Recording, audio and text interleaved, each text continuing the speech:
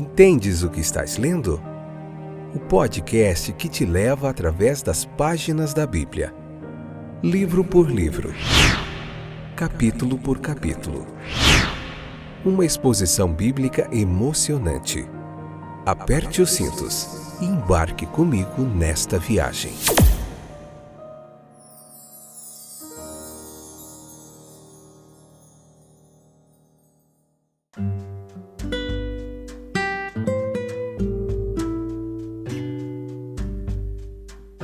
Olá, meus queridos companheiros de viagem através das páginas da Bíblia. Que joia demais poder estar aqui novamente com vocês, os nossos ouvintes aí que têm nos prestigiado com a sua audiência, a sua paciência, nesse trabalho fantástico onde Deus tem alcançado tantas vidas e abençoado a minha também grandemente, pois crescemos na graça e no conhecimento ao se debruçar sobre o texto da Palavra de Deus. Fazemos isso há décadas e há 5 anos estamos aqui, um pouquinho mais de 5 anos, no propósito e na intenção de contribuir com você toda a nossa bagagem, conhecimento acumulado do texto da Palavra de Deus, para que você também se aprofunde mais e se apaixone pela Palavra de Deus, fique com o coração bem quentinho ao ser abençoado, abençoada, edificada, renovada pelo poder da Palavra de Deus. Romanos capítulo 11, parte 1, episódio de número 976, 12ª temporada. Estamos aqui nessa 12ª temporada, vendo o livro de Romanos capítulo por capítulo. Tem vários outros livros da Bíblia aí, em todos os distribuidores de podcasts, na World Web Wide, você encontra esse trabalho, esse comentário bíblico em áudio, gratuito, a um toque aí no seu celular, à distância de um toque. Você pode ouvir, compartilhar, abençoar outras vidas e ser abençoado pelo poder da Palavra de Deus. Nós falamos bastante sobre a rejeição de Israel, é algo que vamos falar muito nesse capítulo 11, mas Israel não foi totalmente rejeitado. Vamos ver o que o texto nos ensina, todo o contexto. Romanos capítulo 11, leia lá, vem para cá, para a gente refletir um pouquinho no texto. Aqui, o apóstolo, ele refletindo sobre a desobediência da grande maioria do povo judeu e a sua consequente rejeição, ele retoma o pensamento já expresso em Romanos 9, 27, de que um remanescente será salvo. Ele próprio é uma prova viva, diz, de que Deus não rejeitou completamente o seu povo. Porque eu também sou israelita, da descendência de Abraão, da tribo de Benjamim, versículo 1. Mas aqueles que foram rejeitados sofreram a justa e natural punição pela sua própria incredulidade. 2 lições práticas são ensinadas aqui. Uma advertência aos sem caridade, pois mesmo nas igrejas mais corruptas podem haver verdadeiros cristãos. Esta lição ela é ilustrada na prática pela visão equivocada ou exagerada de Elias sobre o estado de Israel em sua época. Senhor, mataram os teus profetas, destruíram os teus altares, e eu fiquei só, e procuram tirar minha vida. Mas qual foi a resposta de Deus para ele? Reservei para mim 7.000 homens que não dobraram os joelhos diante da imagem de Baal. Quão pouco Elias sabia da verdadeira situação. Há sempre um grande perigo, mesmo entre os mais zelosos pela verdade, de depreciar ou subestimar o bem que existe nos outros. A falta de caridade para com os outros pode, às vezes, ser encontrada até mesmo em homens bons. O seu próprio zelo os leva a depreciar os outros. Se os outros não atingem o nosso padrão de doutrina cristã, caráter cristão ou obra cristã, tendemos a imaginar que não são cristãos. Sem dúvida, esses outros 7.000 servos de Deus eram culpados por não terem se declarado mais abertamente ao lado do Senhor.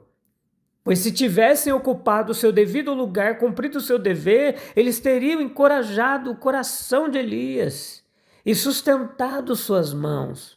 Teriam feito com que ele sentisse que não estava sozinho em seus esforços pela verdade e justiça, e poderiam até mesmo ter impedido a sua fuga. Mas não havia desculpas para a condenação generalizada de Elias a todos em Israel, exceto a si mesmo. O homem vê a aparência exterior, mas Deus vê o coração. Especialmente nesses últimos dias, quando há tantas divisões entre os cristãos, nós precisamos cultivar aquela caridade que não suspeita mal, que tudo sofre, tudo crê, tudo espera, tudo suporta. Uma advertência aos descuidados, pois um dos grandes perigos de nosso tempo é a indiferença. Muitos que frequentam regularmente nossas igrejas o fazem por mera formalidade ou por respeito. Eles ouvem a palavra de Deus, mas ela não tem poder em seus corações, nem influência em suas vidas. O destino do Israel rejeitado é uma solene advertência aos descuidados e indiferentes, versículos 7 ao 10. Pois se não usarmos nossos privilégios, um dia eles nos serão tirados. A negligência de talentos ou oportunidades é tão pecaminosa quanto o abuso deles. Os homens se tornam insensíveis ao evangelho muito rapidamente. Consequentemente, a época mais propícia que tanto esperam nunca chega. Deixam de pensar seriamente sobre suas almas, deixam de ter qualquer desejo de salvação. O espírito da sonolência os domina. Aquele sono fatal da indiferença espiritual. Seus olhos se obscurecem e eles não veem quão rapidamente estão caminhando para a própria destruição. Aqui, nesse contexto, a gente vê Paulo falando muito sobre graça e incredulidade. Em Romanos 9, do 1 ao 29, o apóstolo mostrou que Deus tem o direito, em seu governo dos assuntos humanos, de tomar alguém ou um povo e deixá-lo de lado se ele quiser. Em Romanos, do capítulo 9, versículo 30, até aqui, do capítulo 10 ao verso 21, nós vemos que ao usar esse direito, ele age não arbitrariamente, mas segundo razões que se comprovam a sua infinita sabedoria.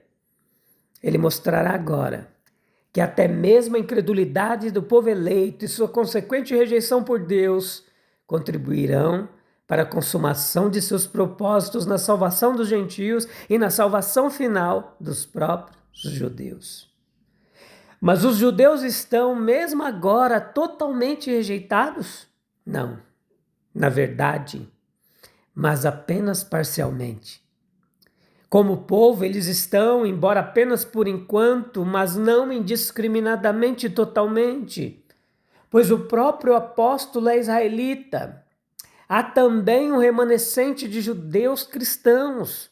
Assim como nos tempos antigos, um remanescente foi fiel a Deus.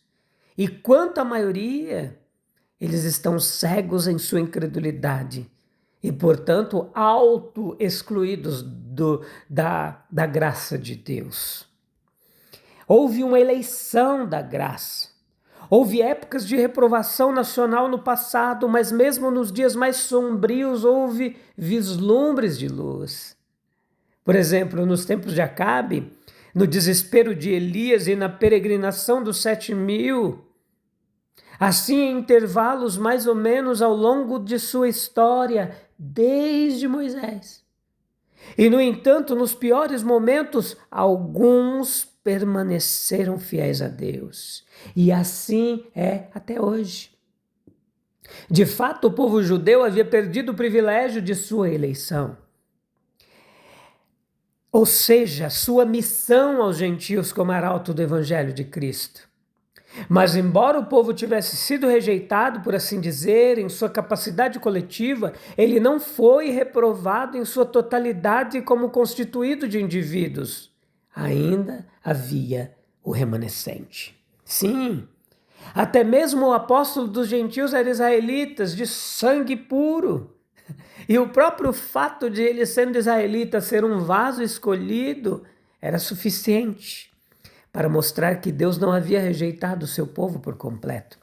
E nele, quase se poderia dizer que o povo judeu cumpria a sua missão de anunciar o evangelho de Cristo aos gentios.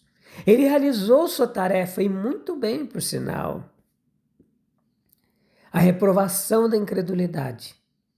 Embora a eleição, portanto, fosse muito verdadeira e nunca tenha sido negada aos israelitas em si, como poderia Deus lidar com eles dessa forma? Ainda assim, houve uma terrível reprovação dos israelitas juntamente com a eleição. Não tinha sido assim no passado? A história do deserto, a monarquia, os cativeiros, sim, de fato. A reprovação não era algo novo. Veio para o que era seu e os seus não receberam. Mas isso nos revela o segredo da reprovação. Foi a incredulidade deles. Tinha sido assim desde o princípio, um coração perverso e incrédulo que se afasta do Deus vivo, Hebreus 3,12. E essa incredulidade os cegou e os endureceu. E as próprias coisas das quais se vangloriavam, seus privilégios espirituais, tornaram-se para eles uma armadilha.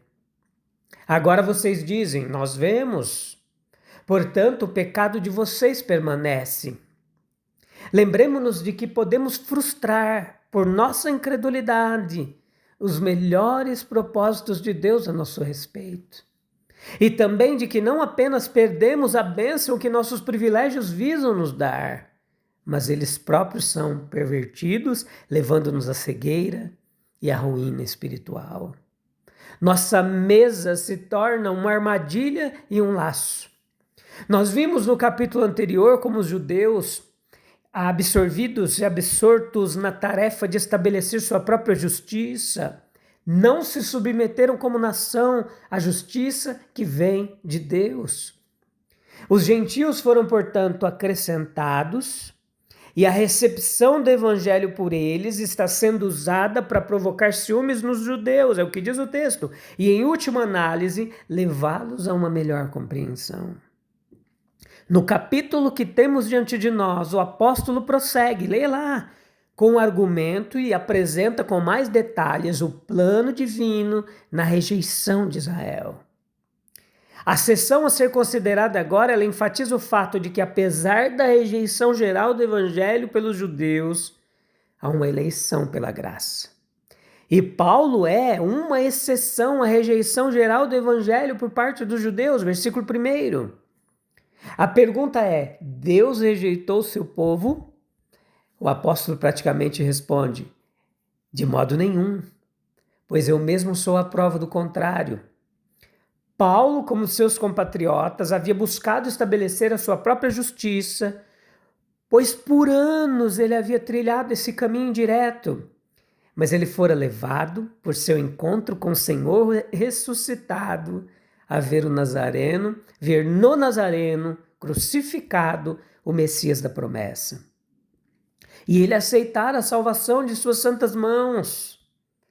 Nenhum arranjo de Deus impedia qualquer judeu de entrar na comunhão com Cristo e de se identificar com a igreja cristã. O Messias, outrora desprezado, estava à espera de receber todos os que desejassem invocá-lo em busca de ajuda. Era certamente uma salvação totalmente pela graça. A justiça ela era sacrificada nesse processo, mas em consequência ela era ainda mais divina. Consequentemente, foram os judeus que se excluíram da promessa e da bênção e não de uma ordenança de Deus. Pois Romanos 11 ele nos lembra que a rejeição de Israel ela não foi total e nem definitiva.